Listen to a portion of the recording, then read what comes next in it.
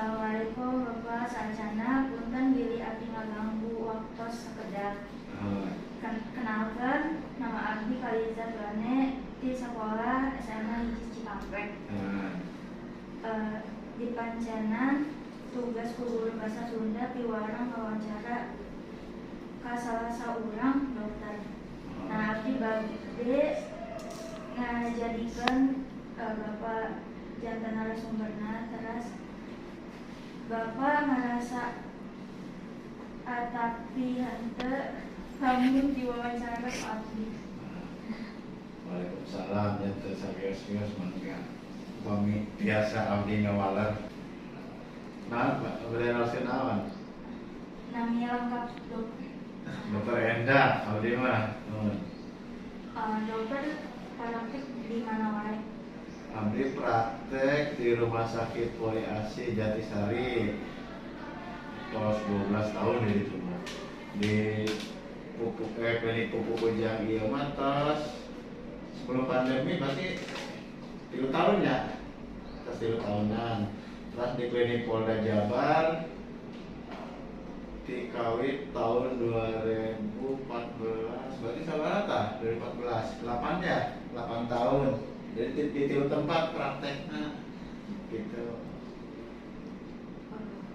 Profesi dokter parantos sesuai sareng cita-cita dokter.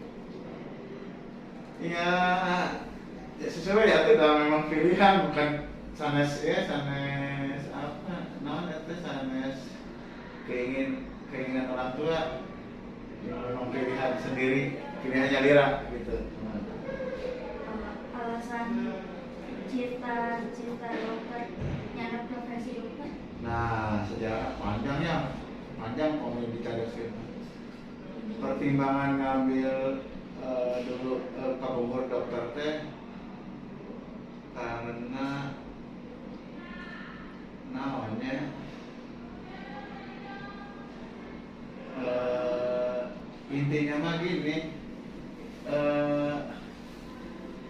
supaya keluarga nyalira atau anak-anak teh bisa diobati, intinya itu.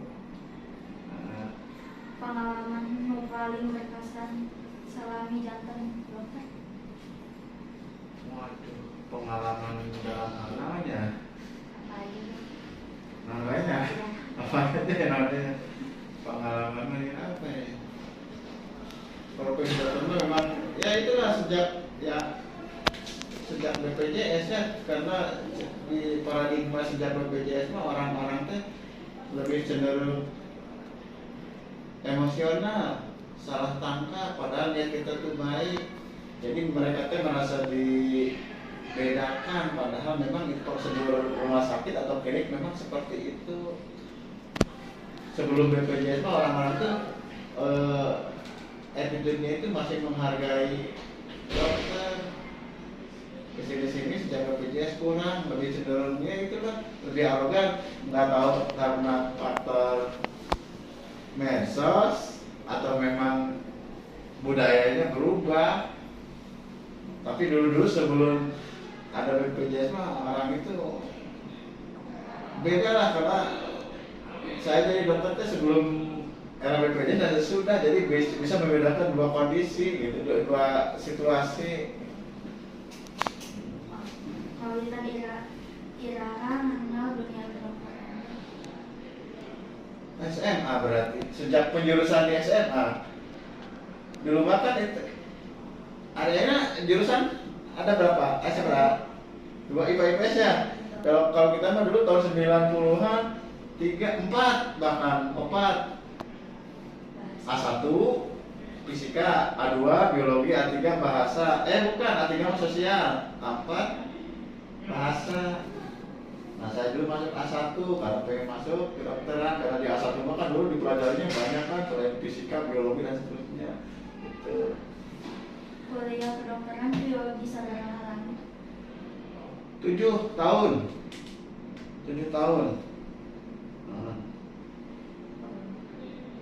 Panginten aya rencana bade ngalanjutkan profesi dokter spesialis. Tidak mungkin, malah mungkin itu usia, tapi sempat ngikut seleksi dulu tahun 2010-an. Untuk sekarang mah enggak ada niat untuk ngambil sekolah, udah kepala 4 gini mah enggak boleh. Kayak seperti PNS kan batasan 335 kan ya. Dokter juga untuk ngambil spesialis itu harus maksimal 35. Kalau 35 mah enggak boleh ini apa namanya, enggak bisa sekolah. Manawi aya di Pikaoyong di waktos nu kapayun. Wah, itu aja ya, karena hidupnya segini ada. Manawi aya pengalaman nu kirang seret kana mana? Pengalaman kamu keluar, Iya. saya penyesalan mah ya, terlalu banyak buang waktu, itu aja. Terlalu banyak waktu.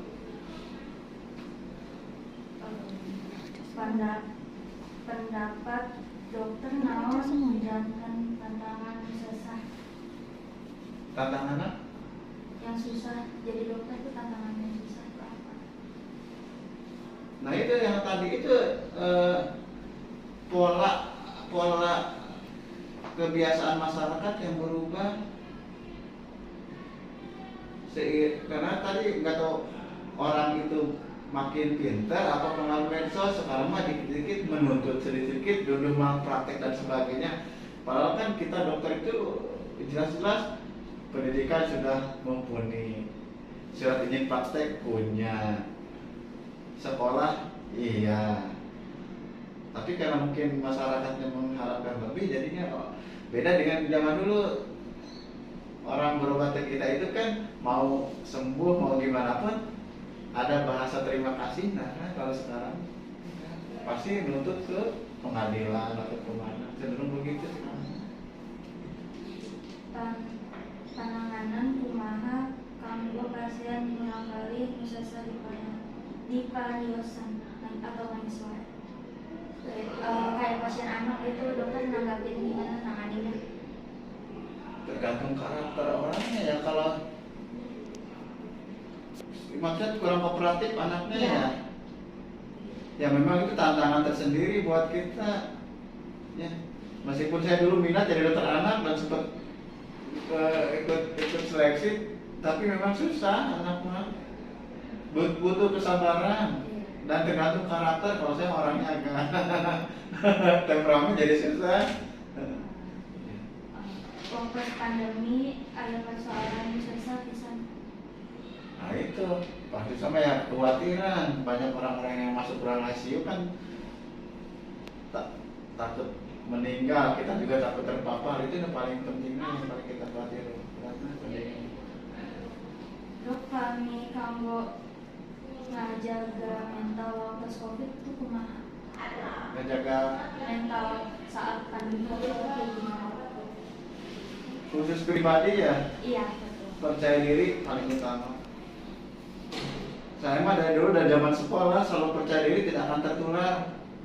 Dulu mah jarang pakai masker. Lagi seperti kan betul masuk ke ruang TBC, nggak bakal kena.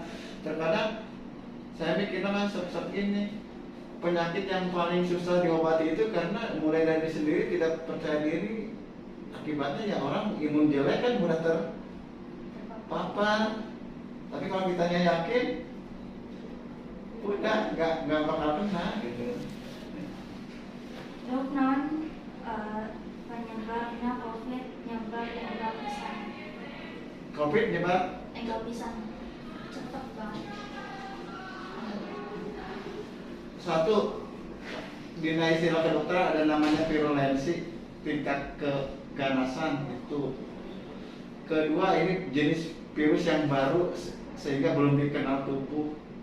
Ketiga, vaksinnya juga awal-awal kan nggak ada, jadinya mudah jadi pandemi gitu. Kalau misalnya penyakit dulu mah yang sebelumnya kan udah ada obatnya, udah segala macam sehingga mudah ditangani, tidak menyebar dari Cina sampai ke bawah kemana-mana. Kalau ini kan karena penyakit relatif baru dibawa oleh seseorang mungkin yang berkunjung ke sana balik ke negaranya, ya akibatnya ya itu jadi pandemi kan. Pandemi itu sifatnya menyeluruh. Kalau endemi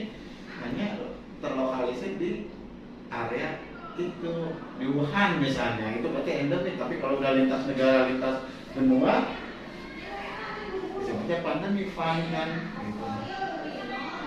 Upami aya kasus nu teu tiasa ditangani dikonsulkan ka mana ya dok? Rujuk. Prinsip saya pas selama jadi dokter, kalau itu bukan kompetensi saya, rujuk ke rumah sakit. Kalau dari klinik ke rumah sakit, kalau dari rumah sakit ke rumah sakit yang lebih levelnya lebih tinggi. Misal tipe, kalau kita tipe reaksi saya kan tipe C, jadi ke tipe B atau tipe A, misal siloam gitu atau lira. Konten dok nyumunkeun pesan akan juga masalah kanggo generasi nu hoyong janten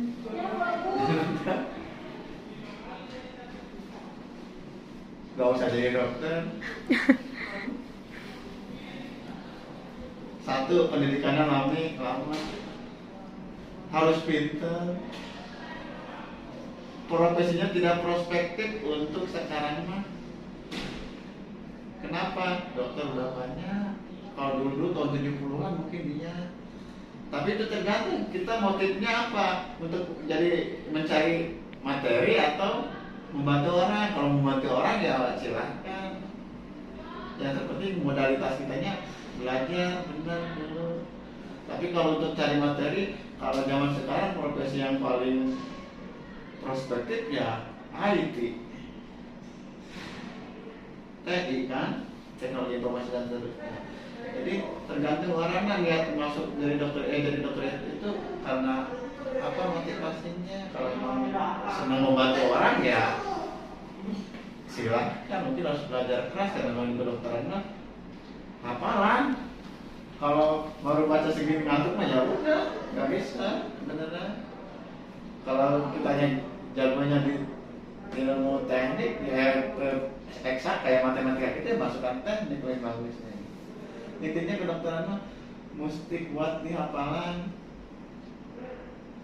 Ujian seminggu itu bisa nggak tidur seminggu, baca terus 24 jam.